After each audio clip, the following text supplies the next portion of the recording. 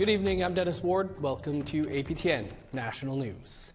After 49 years in prison, Leonard Peltier was released in Florida this morning.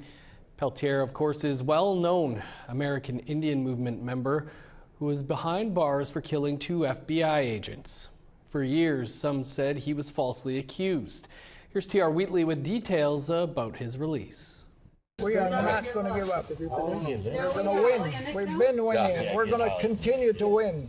This video of Leonard Peltier is amongst the first images of him after he was released from a federal prison in Florida on February 18th. Peltier was greeted by members of the Indian Collective, an organization focused on Indigenous-led activism. Peltier is Anishinaabe from the Turtle Mountain Indian Reservation near Belcourt, North Dakota, and a well-known member of the American Indian Movement, or AIM. He was convicted of murder and the killings of 2 FBI agents after a shootout in Pine Ridge in 1975.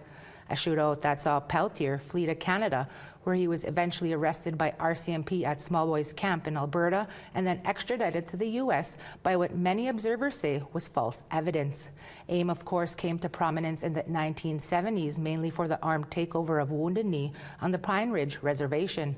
Earlier this year, on January 20th, Peltier's double life sentence was commuted by Joe Biden at the 11th hour of his U.S. presidency. In poor health, Peltier is expected to live under house arrest in his home community. A welcome home celebration is planned for Peltier in Belcourt and is headed up by the Indian Collective.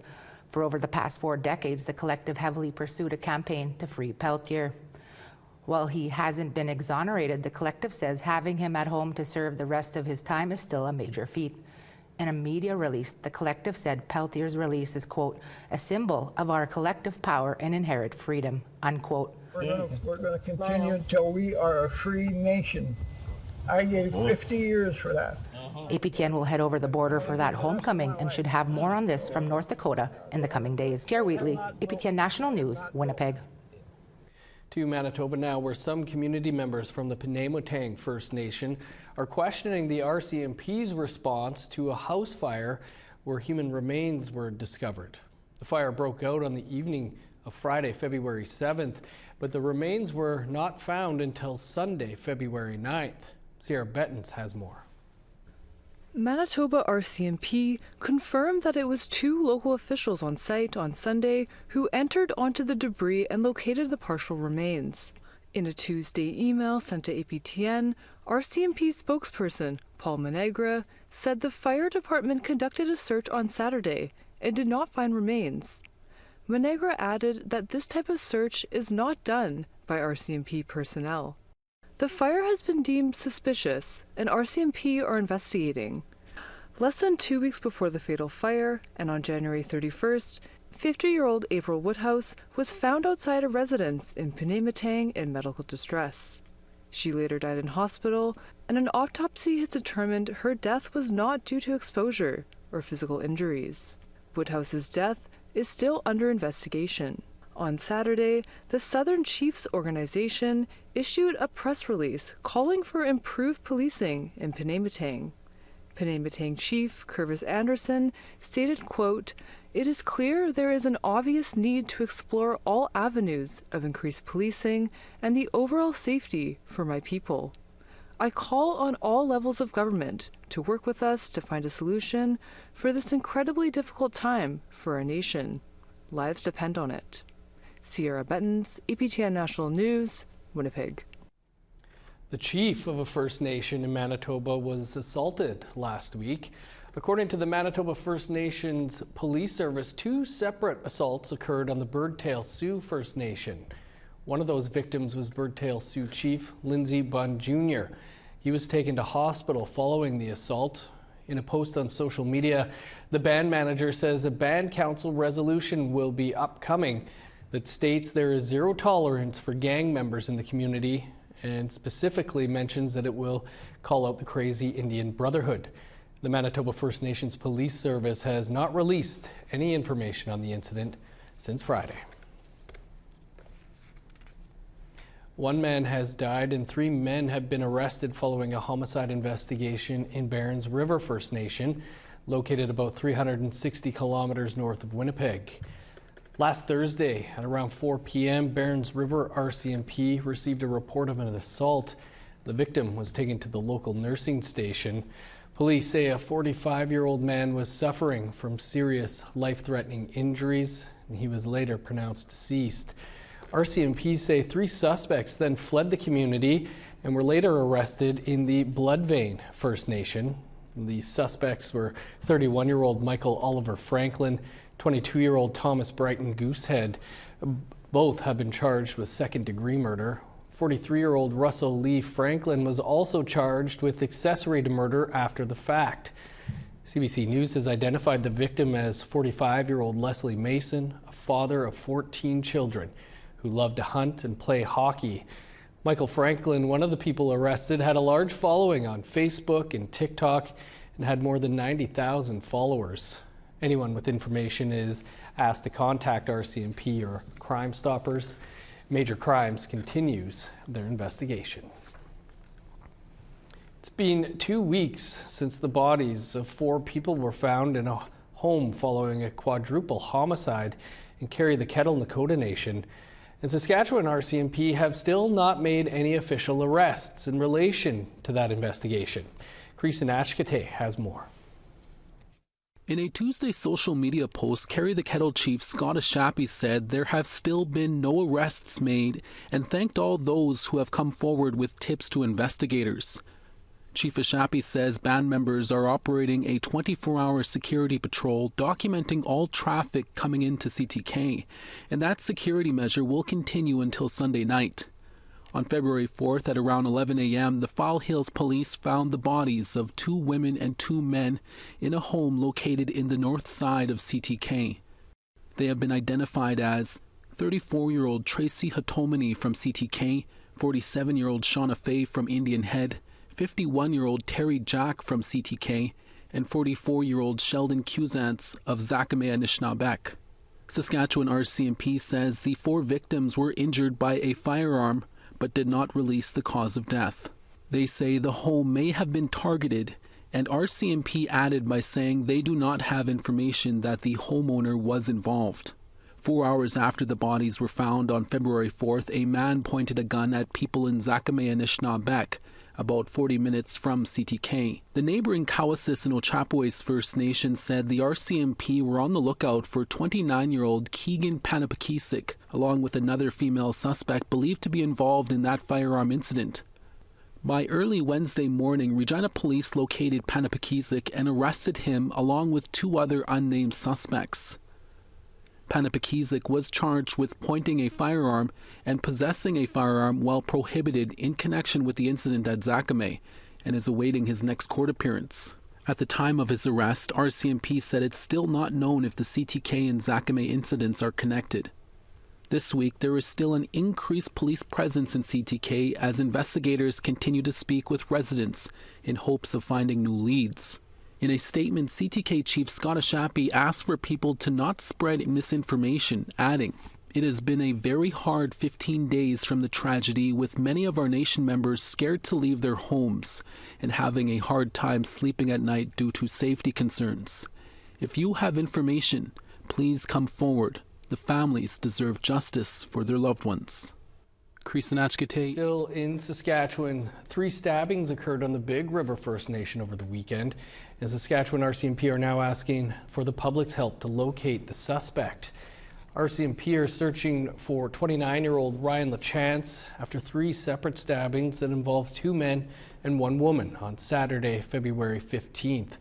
2 victims were treated for non-life-threatening injuries and 1 was airlifted to hospital. While RCMP were responding to the 3rd stabbing, LaChance threatened a driver with a machete in an attempted armed robbery. The driver escaped and the suspect fled in an unknown direction. LaChance is described as 5'6", 150 pounds with brown hair and eyes, and last seen in a black hoodie with white logo and black pants. RCMP consider him armed and dangerous and say do not approach if you see him and call 911. A nonprofit group in Yukon celebrated the opening of the territory's first Indigenous-led women and children's shelter last week. Our White House reporter Sarah Connors was there for the grand opening. Come on in. So this is a 3-bedroom unit. This apartment unit is a safe space for Indigenous women and children fleeing violence. It's one of 10 units at the newly opened Family Preservation Wellness Center in Whitehorse. The center is operated by the Council of Yukon First Nations, or CYFN. The 15,000 square foot center is located here in Whitehorse's Whistle Bend neighborhood.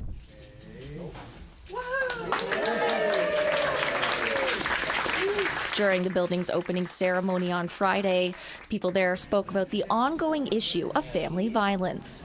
I absolutely look to the day when that is not our reality, that women and children do not have to leave their home to escape violence. We look forward to not only the positivity of what this building brings, but also to our future as well. It's all completely stocked, ready to go. Families don't need to have anything often when the units are designed to make women and children feel like they're at home. Art is a part of that, and the center includes artwork from all 14 First Nations in the territory. It even includes a wet workshop for processing traditional foods like salmon and moose. CYFN says it doesn't want the space to feel like a shelter. We wanted to avoid that stigma and also have a home-like community setting in a residential subdivision. Women and children fleeing violence can stay at the center for up to 90 days. After that, CYFN will help families with second-stage housing elsewhere. It hopes to eventually offer second-stage housing and daycare on site. It's also exploring the possibility of offering men's programming. We are open to having community discussions around what would be appropriate for men as part of a family to attend programming here, have children's visits. For many here, the center is a positive step towards hope and healing for women and children in need of a safe space to call home. Sarah Connors, APTN National News, Whitehorse. Time for a quick break, but stick around. There's more to come.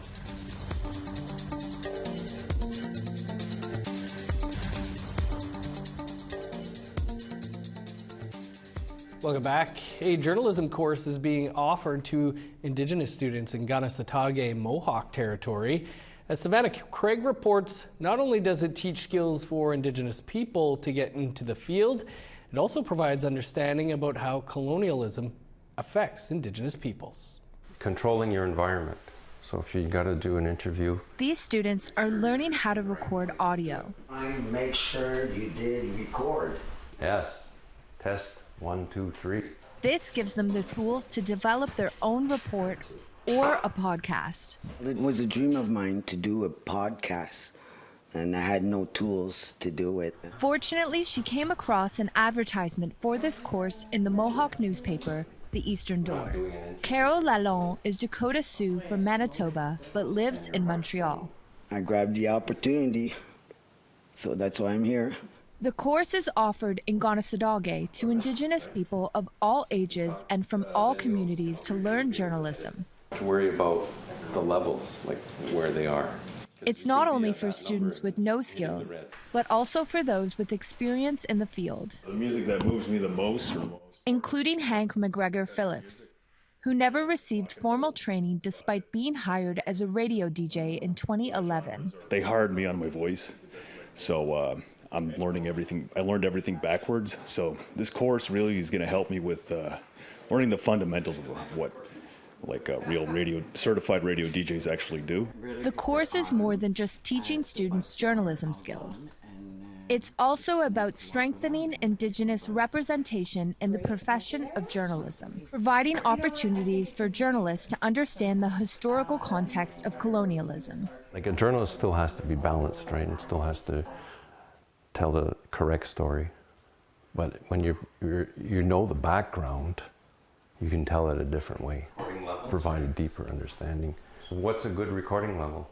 Sylvain Gaspé is the instructor for the sound production class. Get your recording equipment, your mobile recording equipment ready. He recalls working in media during the 1990 Oka crisis. Get out of here! Get or as he calls it, the 1990 uprising at Gonasadage. I spent my whole career outside, not in an Indigenous company, but in CBC Radio-Canada, and all my colleagues, and I had to always explain what's the real story. Gaspé says this was a defining moment in identifying the lack of representation and this ain't a surrender either. And understanding of Indigenous people in mainstream media.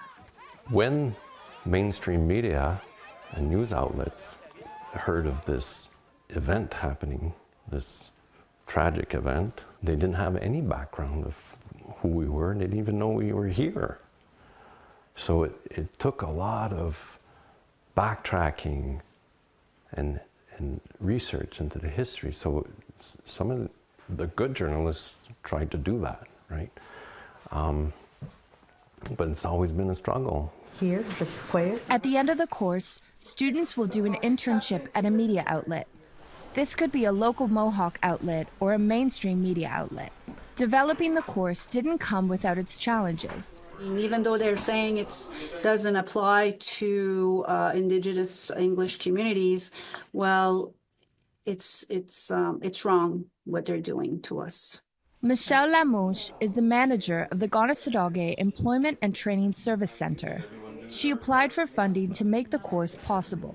She says students can't receive their certification until the Quebec government gives written approval as a result of French language law 14.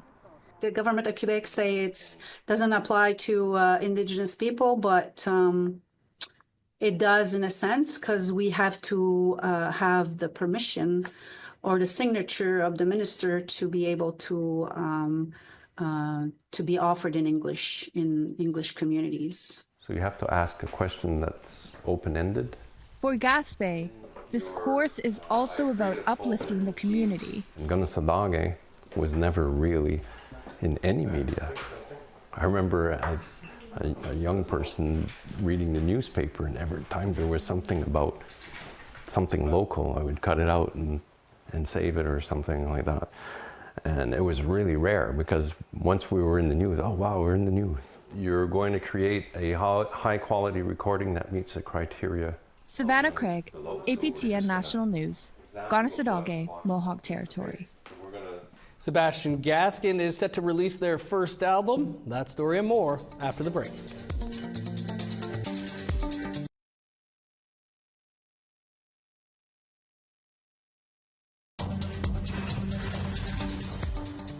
Welcome back. Time now for our photo of the day.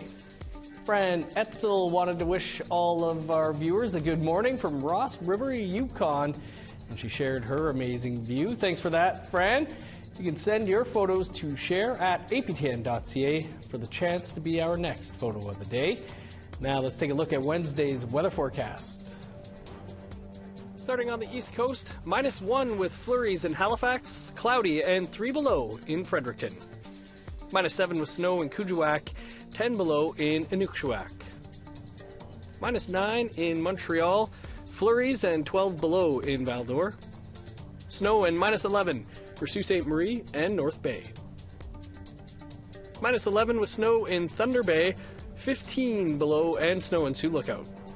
Sun's out and -16 in God's Lake, 20 below and sunny skies in the Paw. -20 in Winnipeg, 19 below with the sun out in Dauphin. -23 in Regina, sunny and 21 below in Saskatoon. -17 with the sun out in Meadow Lake and Buffalo Narrows. In northern Alberta, -14 for High Level and Fort McMurray. Sunny and 13 below in Edmonton, -8 and sunny skies in Lethbridge. 9 above in Vancouver, +10 in Victoria. -3 in Prince George, snow and -1 in Smithers. -16 with snow in Old Crow, -5 in Whitehorse. 17 below in Yellowknife, -14 in Norman Wells.